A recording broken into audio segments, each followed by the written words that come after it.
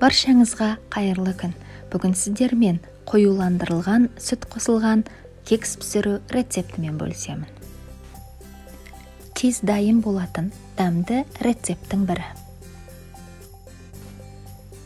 Ол үшін бізге 4 жұмыртқа, 150 грамм ұн, 70 грамм ертілген сары май, 1 шай қасық қопсытқыш, 1 ас қасық ванильді қант және 1 қалбыр қоюландырылған сүт қажет. 4 жұмыртқаны ыдысқа салып, үстінен қоюландырылған сүтті құйып, жақсылап араластырамыз. Қалбырдың екі жағынан да тесік қалдырып құйылса, тез құйылады. Көпіргенше жақсылап араластырамыз. Бұл рецепттің ең тиімділігі сүт пен қантты бөлек етіп қосып отырмаймыз.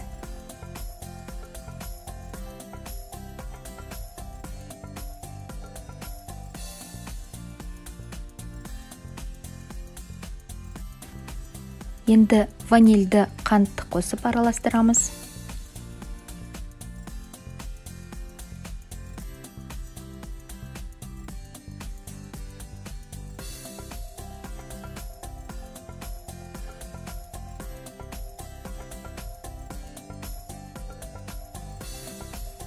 Майды құйып жақсылап араластырамыз.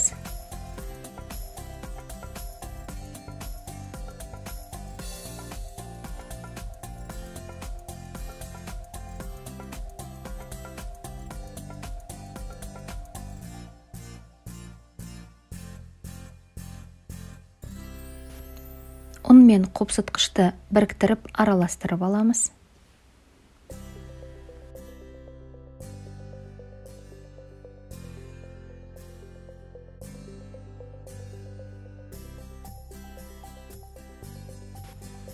Ұнымызды салып, жақсылап араластырамыз.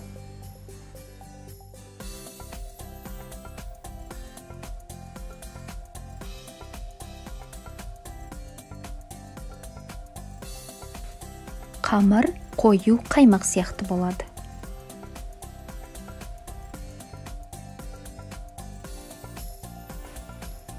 Кекс пісіретін үлгілерімізді дайындап, үстінен құйып шығамыз. Дәл осы массадан шағын 40 кекс жасауға болады.